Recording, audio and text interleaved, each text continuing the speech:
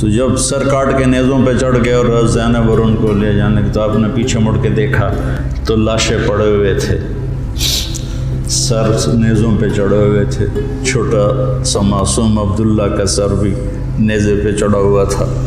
تو انہوں نے کہا وا محمد وا محمد صلی علیک الالہ و ملک السماء، ہائے محمد ہائے محمد، آپ پر اللہ کا درود و سلام ہو، زمین آسمان کے بادشاہ کا درود و سلام ہو۔ ھذا حسین بالعراء مزمل مقطع الاضحى،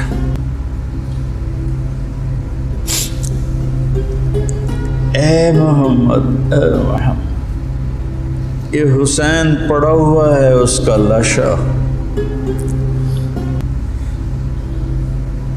بے گور و کفن۔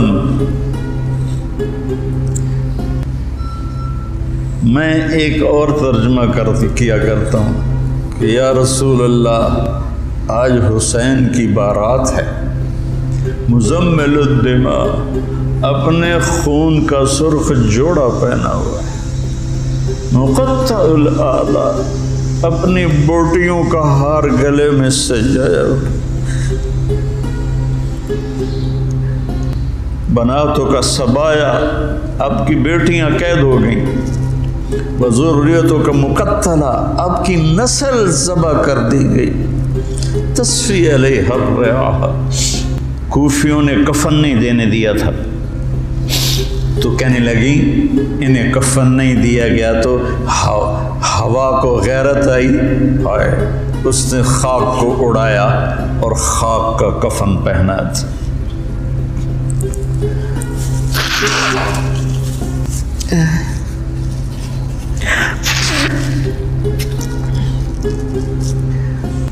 مجھے ایک دفعہ ایک اہل تشریف بھائی کا فون آیا کہ مولانا آپ ہمارے امام بارگاہ میں آ کر 10 دن اہل بیت کی شان بیان کریں، ہم آپ کو خوش کر دیں گے۔ خوش کر دینے کا مطلب آپ سمجھتے ہی ہیں، چنگے چوکھے پیسے دینے تھے۔ پھر انہوں نے مجھے، میں نے کہا میرے بھائی میں اس کا صلہ اہل بیت سے لوں گا، آپ سے نہیں، میں معافی چاہتا ہوں، میں نہیں آؤں گا، میں اہل بیت کی شان بیان کرتا ہوں، ان کا مراثی بن کے، مجھے اس پہ پیسہ نہیں چاہیے۔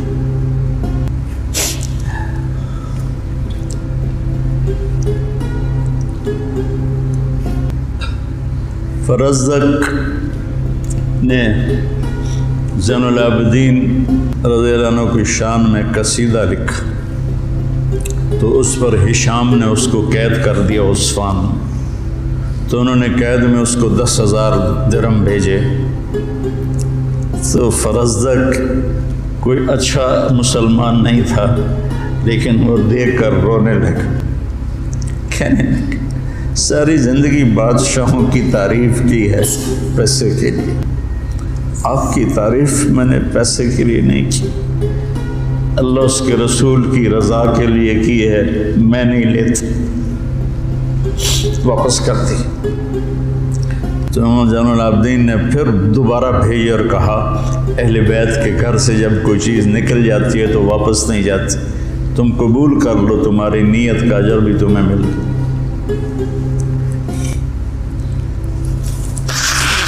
کوفے کے بازاروں میں سر پھرائے گئے اور ابن زیاد کے سامنے امام علی کا سر کٹا ہوا، اس نے ہاتھ میں چھڑی تھی، ہونٹوں پہ ماری، 1 دفعہ 2 دفعہ 3 دفعہ، تو زید بن ارقم تڑپ کے کھڑے ہو گئے، کہنے لگے اللہ کے واسطے یہ چھڑی یہاں سے ہٹا لیں، میں نے اپنے نبی کو دیکھا ہے ان ہونٹوں کو چومتے ہوئے، یہاں چھڑی نہ مار، ایک تو بوڑھا سٹھی آ گیا ہے، ورنہ میں تجھے بھی ساتھ ہی قتل کر دیتا۔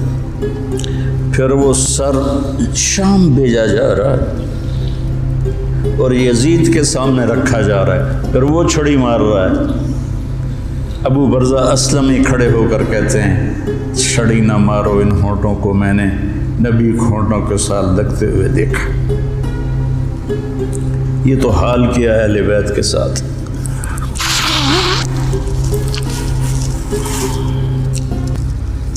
بہرحال میرے بھائیوں،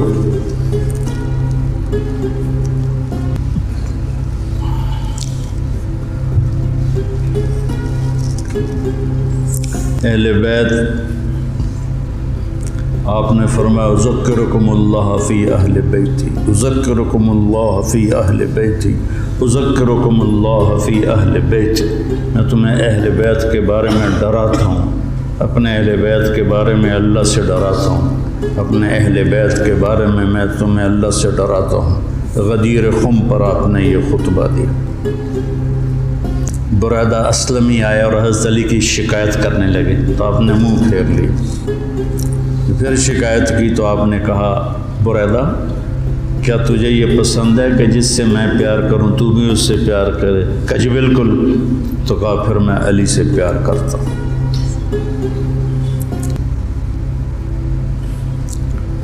میرے عزیزو، میرے بھائیو، کربلا ایک سبق ہے۔ کربلا صرف 10 دن رونے دھونے کے لیے نہیں ہے، ایک سبق ہے کہ اپنی زندگی کو اللہ رسول کے سامنے جھکا دو۔ گردنیں کٹنے کے لیے اللہ ہم سے نہیں مطالبہ کر رہا، وہ انہیں ہستیوں کے لیے تھا۔ ہمارے ذمہ ہے کہ ہم اللہ اس کے رسول کے سامنے سر جھکائیں، مسلم بن کے چلیں، مومن بن کے چلیں۔ اللہ کے واسطے میرے بچوں، اگر میرے شاگرد ہو تو یہ دیوبندی اور یہ بریلوی یہ جھگڑے نکال دو، اپنے آپ کو مسلمان کرو، مسلمان۔ میں ایک دفعہ ایک جگہ بیٹھا تھا تو ایک بزرگ بیٹھے تھے، کہنے لگے جی آپ دیوبندی ہیں کہ بریلوی؟ تو میں نے کہا جی میں مسلمان ہوں۔ وہ مجھے ایسے دیکھنے لگا، وہ کہنے لگا میری 60 برس 70 برس عمر ہے، میں نے آج تک کسی کو یہ کہتے ہوئے نہیں سنا، تو میں تمہیں مسلمان دیکھنا چاہتا ہوں، میں تمہیں دیوبندیت سے نکالنا چاہتا ہوں۔ مسلم بنو، مسلمان بنو۔ ہم امام ابو حنیفہ کے فتوے پر چلتے ہیں، ان کے فتاوی کی جو تشریح اہل دیوبند نے کی ہے ہم اس کو زیادہ صحیح سمجھتے ہیں، باقیوں کو عزت دیتے ہیں، احترام کرتے ہیں، ہمارے سینے کھلے ہوئے ہیں سب کے لیے، ہم ہی حق پر ہیں اور ہم ہی جنتی ہیں، یہ عجب تمہارے اندر سے نکالنا چاہتا ہوں۔ کریم بادشاہ ہے جس کو چاہے معاف کر دے، ہم ٹھیکیدار ہیں۔